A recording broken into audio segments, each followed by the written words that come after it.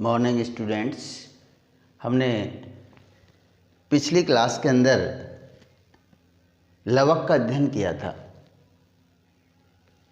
कि लवक क्या होते हैं। तो ये पादप भागों को रंग प्रदान करने वाली जो संरचनाएं होती हैं उनको हम लवक कहते हैं। देखो बेटा, लवक के हमने 3 प्रकार बताए थे, टाइप्स। और ये टाइप्स कौन कौन से थे? अवर्णी लवक, वर्णी लवक और तीसरा कौन सा था बेटा? हरित लवक। अवर्णी लवक का हमने अध्ययन कर लिया था कि ये भूरे या श्वेत रंग के होते थे और इनके 3 प्रकार बताए थे, ध्यान हो तो, मंड लवक, तेल लवक, प्रोटीन लवक। आज हम दूसरे प्रकार का अध्ययन करेंगे और वो कौन सा है बेटा? वर्णी लवक। वर्णी लवक ये रंगीन लवक होते हैं, रंग प्रदान करते हैं पादप भागों को, लाल, बैंगनी, भूरा, पीला, इस तरह का रंग प्रदान करते हैं और इस कारण से इनको वर्णी लवक कहा जाता है, क्योंकि इनमें विशेष प्रकार के वर्णक पाए जाते हैं और वो वर्णक ही उन्हें रंग प्रदान करते हैं। और इन्हें हम 4 भागों में बांटते हैं।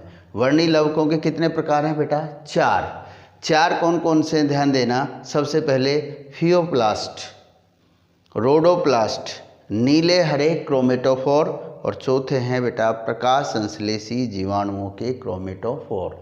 ये 4 टाइप्स हैं, ध्यान रखना, किसके? वर्णी लवकों के। फियोप्लास्ट, रोडोप्लास्ट, नीले हरे क्रोमेटोफोर और प्रकाश संश्लेषी जीवाणुओं के क्रोमेटोफोर। अब देखो बेटा, सबसे पहले हम अध्ययन करेंगे फियोप्लास्ट। ये इंग्लिश नेम है, इनको हिंदी में कहा जाता है भूरा लवक। क्या कहा जाएगा? भूरे लवक। अब देखो बेटा, फियोप्लास्ट ये भूरे रंग के लवक होते हैं और इनका भूरा जो रंग होता है, ब्राउन कलर, वो फ्यूकोजेंथिन वर्णक के कारण होता है। वर्णक होते हैं जो रंग प्रदान करते हैं। तो इसमें क्या बताया? भूरा रंग किसके कारण उत्पन्न होता है, किसके कारण बनता है बेटा? फ्यूकोजेंथिन वर्णक के कारण। इसके अतिरिक्त इसमें क्लोरोफिल ए और सी भी पाया जाता है।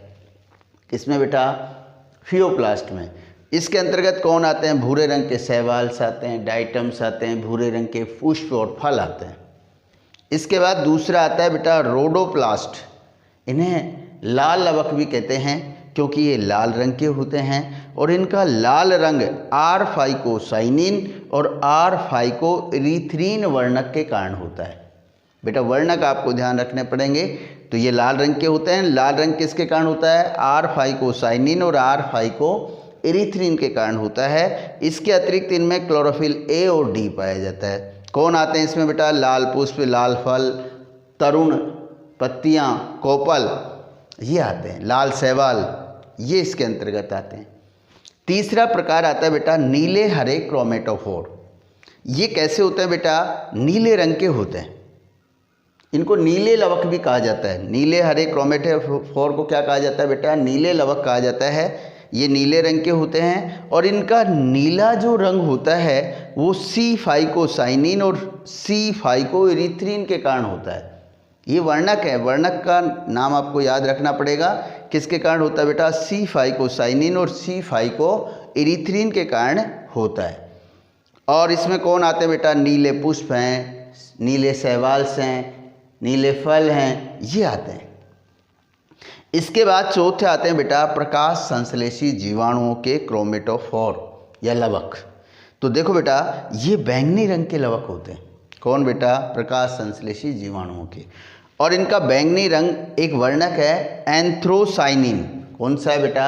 एंथ्रोसाइनिन वर्णक के कारण होता है। जैसे आपने देखा होगा चुकंदर बैंगनी रंग का होता है, बैंगनी रंग के पुष्प और फल ये इसके अंतर्गत आते हैं। अब ये चारों प्रकार के जो वर्णक होते हैं, एक तरह से ये तीनों प्रकार के जो वर्णक होते हैं एक दूसरे में इंटरचेंज होते हैं। जैसे तीनों प्रकार के लवक आपस में परिवर्तित होते हैं। जैसे कैसे? मिर्च और टमाटर को आपने देखा, जब छोटी पुष्प अवस्था में होता है तो उसका अंडाशय भूरा रंग का होता है। मिर्च और टमाटर को देखो, जब वो बिल्कुल छोटा सा होता है तो वो कैसे रंग का होगा? भूरा। जब वो अपरिपक्व होता है मिर्च तो वो हरे रंग की होगी या पीले रंग की, और परिपक्व हो जाएंगे तो कैसे होंगे बेटा? लाल रंग की। जैसे दोबारा करते हैं कि जो टमाटर होता है छोटी अवस्था में होता है तो भूरा रंग का होता है, थोड़ा सा बड़ा होता है तो वो श्वेत रंग का हो जाता है, या हम कहेंगे पीले रंग का हो जाता है। और लास्ट में कैसा हो जाता है, लाल। इसका मतलब ये तीनों वर्णक इंटरचेंज हो सकते हैं और ये डिपेंड करता है सूर्य के प्रकाश पर। Thanks, have a nice day.